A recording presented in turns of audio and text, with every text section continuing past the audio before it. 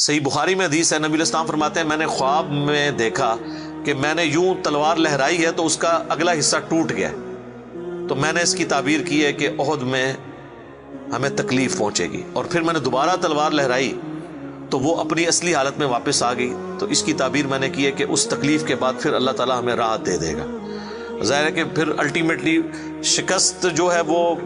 فتح شکست میں بدلی، اور پھر شکست سے دوبارہ سے سروائیول تو کم از کم ہوگی، اگرچہ کئی انصاری اصحاب جو ہیں وہ شہید ہوئے، مدینے کا کوئی گھر نہیں بچا تھا جس میں میت نہ ہو، ایک غم کا عالم تو تھا۔ مہاجرین میں سے بھی حضرت حمزہ بن عبد المطلب، ان کا غم ہی رسول اللہ کے لیے بہت بڑا تھا، وہ آپ کے بھائیوں کی جگہ بھی تھے اور چچا بھی تھے، دودھ پیتے، رضاعت کا رشتہ بھی تھا ان سے، بھائی والا بھی، آرمی چیف بھی تھے، بدر میں بھی، احد کے اندر بھی، تو حضور کے لیے وہ بھی غم بہت تھا۔ حضرت حمزہ بن عبد المطلب کا غم اتنا بڑا غم تھا کہ صحیح بخاری میں ایک پورا چیپٹر ہے غزوہ احد کے چیپٹر کے اندر نا، اس کا عنوان ہی ہے حضرت حمزہ بن عبد المطلب کی شہادت، اور اس میں وہ لمبی حدیث ہے وحشی کے بارے میں۔ دو تابعین جو ہے وہ وحشی کو ملنے کے لیے جاتے ہیں، وہ شام میں شفٹ ہو چکے ہوتے ہیں، اور ان سے جا کے حضرت حمزہ کا قتل کے بارے میں پوچھتے ہیں، تو وحشی بتاتے ہیں کہ جی میری یعنی ڈیوٹی لگائی گئی تھی جبیر بن مطعم کی طرف سے۔ خیر وہ جبیر بن مطعم بعد میں وہ بھی مسلمان ہو گئے، وہ بھی صحابی ہیں، اور ہند جو بیوی تھی ابو سفیان کی، اس نے اپنے باپ کا بھائیوں کا بدلہ لینا تھا، تو وہ کہتے ہیں میں ایک پتھر کے پیچھے چھپ گیا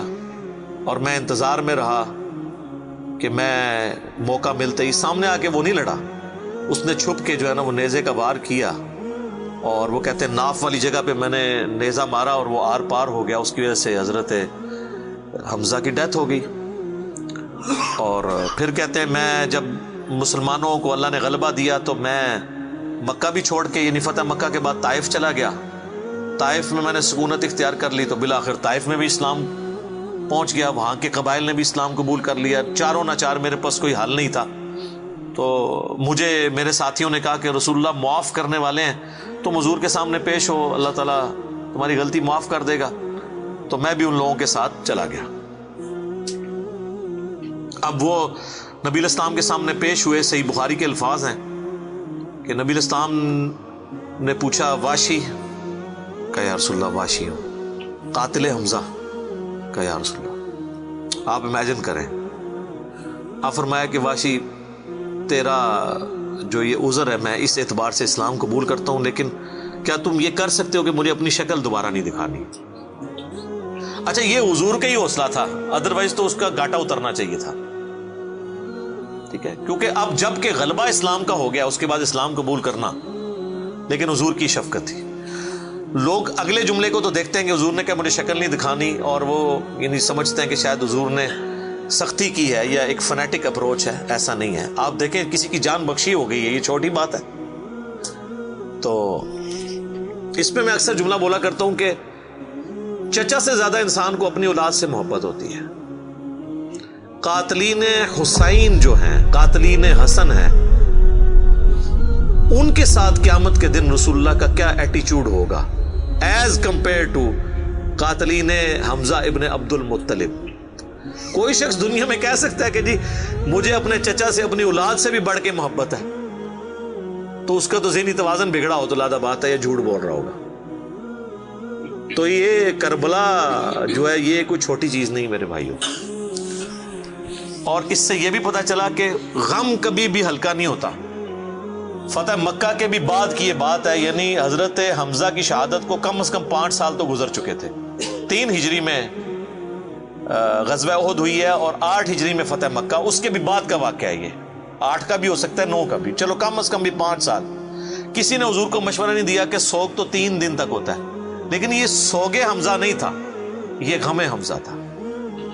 ہم اختلاف کرتے ہیں سوگ حسین سے، غم حسین تو قیامت تک جاری رہے گا، جس میں یہ پیٹنے والا ماتم والا معاملہ نہ ہو، بلکہ حسین علیہ السلام کی اس دعوت کو یاد کیا جائے۔ خیر حضرت وحشی کہتے ہیں، ظاہر ہم تو ان کا احترام سے نام لیں گے، صحابی تو ہیں، وہ کہتے ہیں کہ مجھے پوری زندگی اس بات کا غم تھا اور میں اللہ سے دعا کرتا تھا کہ اللہ مجھ سے نہ کوئی بڑا کام کروانا ہے۔ تو بخاری کے الفاظ ہیں، وہ کہتے ہیں جب مسیلمہ کذاب نے دعوی نبوت کیا تو میں نے اللہ سے دعا مانگی کہ اللہ میں نے اسلام کے سب سے بہترین شخص کو قتل کیا تھا، یعنی حمزہ کو، اس میں کوئی شک نہیں ہے، میرا تو اجتہاد ہے، اگر حضور کی وفات کے وقت حضرت حمزہ زندہ ہوتے نا تو پہلا خلیفہ حضرت حمزہ نے بننا تھا، کیونکہ خلفائے راشدین جب موجود تھے، جب تک خلیفہ راشد نہیں وہ بنے تھے ابو بکر، عمر، عثمان و علی، ان کی موجودگی میں بھی حضور نے اپنا آرمی چیف حضرت حمزہ کو بنایا ہوا تھا۔ بدر میں حضرت ابو بکر، عمر، عثمان و علی میں سے تو کوئی نہیں تھا حضور کی طرف سے آرمی چیف، یا حضور ظاہر ہے حضور علیہ السلام کو تو میدان جنگ میں وہ نہیں آنے دیتے تھے، خیمہ پیچھے لگاتے تھے۔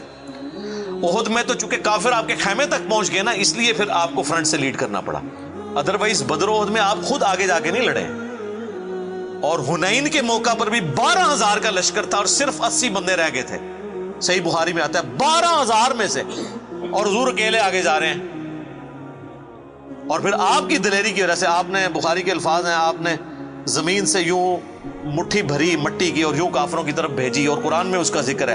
وَمَا رَمَيْتَ إِذْ رَمَيْتَ وَلَكِنَّ اللَّهَ رَمَىٰ، اے نبی جب تم نے وہ کنکریاں پھینکی تھی وہ تم نے تو نہیں پھینکی تھی، وہ تو اللہ نے پھینکی تھی،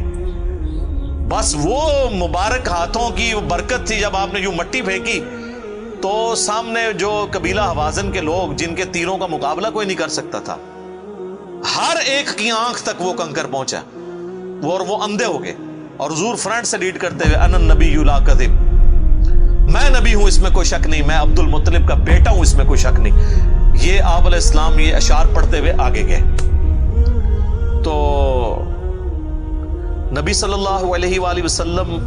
کے لیے حمزہ ابن عبد المطلب کی بڑی اہمیت تھی۔ تو اب واشی کہتا ہے جب مسیلمہ کذاب نے دعوی نبوت کیا تو میں نے اللہ سے دعا مانگی۔ دیکھیں اللہ تعالیٰ سب کی دعائیں سننے والا ہے، اور میں نے کہا یا اللہ مجھے موقع دے، میں اسلام کے بہترین شخص کو میں نے قتل کیا ہے تو میں اسلام کے بدترین دشمن کو بھی میں ہی قتل کروں۔ دیکھیں اسلام کا بدترین دشمن وہی ہو سکتا ہے نا جس نے دعوی نبوت کیا ہو اور مسلمانوں کی جمعیت توڑ دی ہو اس وقت میں جب حضور کی ڈیتھ ہو چکی ہے، لیڈر جا چکا ہے،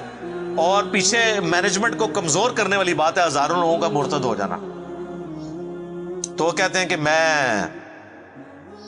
جب جنگ یمامہ کے لیے ندا کی گئی تو میں بھی اس لشکر میں شامل ہوا، اور میں نے اپنے وہی نیزہ جس سے حضرت حمزہ کو مارا تھا، سر عمر سیریز میں انہوں نے یہ سین فلمائے ہیں، وہ نکالا اور اللہ سے مانگا، اور کہتے ہیں میں نے دیکھا کہ وہ گھنگریالے بالوں والا جو ہے وہ اونٹ کی رنگت کا اس کا جسم وہ دیوار کے ساتھ ٹیک لگائے ہوئے کھڑا ہے، تو میں نے پوچھا کہ وہ مسیلمہ کذاب کون سا ہے، تو انہوں نے بتایا یہ ہے۔ انہوں نے دور سے اس کو مارا، ان کا نشانہ تو بڑا زبردست تھا، تو وہ مارا گیا اور گر پڑا زمین کے اوپر اس نیزے کے وار سے۔ پھر ایک انصاری صحابی نے آگے بڑھ کے اس کی گردن کاٹ دی۔ تو پھر وہ کہتے تھے کہ مجھے اللہ سے امید ہے کہ اللہ تعالیٰ اس نیکی کی برکت سے میری وہ غلطی معاف کر دے گا۔ ٹھیک ہے، ویسے تو اسلام لانا ہی غلطی معاف کر دیتا ہے، صحیح مسلم میں حدیث ہے کہ ایمان لانا پچھلے کے گناہوں کو معاف کر دیتا ہے، لیکن سر کچھ گناہ بہت بڑے لیول کے ہوتے ہیں، اس کے لیے بہت بڑے لیول کی نیکی چاہیے ہوتی ہے اس کی کمپنسیشن کے لیے، چونکہ حضور بھی تو اس اعتبار سے تو حضرت واشی حضور کے سامنے نہیں آتے تھے نا۔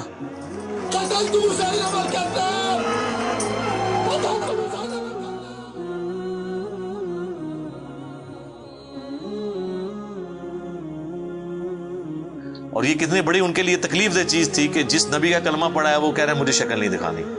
آپ اس تکلیف کو سوچ سکتے ہیں۔ ہاں اب میں یہ سمجھتا ہوں، اللہ سے امید کرتا ہوں کہ قیامت والے دن حضرت واشی حضور کے سامنے اس اعتبار سے پیش ہو سکتے ہیں کہ مجھ سے یہ غلطی ہوئی تو یا رسول اللہ دیکھیں آپ کے سب سے بڑے دشمن کو بھی میں نہیں قتل کیا، تو یہ بہت بڑی سعادت ان کو ملی۔ رضی اللہ عنہم اجمعین وعلیہم السلام۔ صلاۃ بر محمد وآل محمد، اللہم صلی علی محمد وعلی آل محمد واصحابہ اجمعین الی یوم الدین۔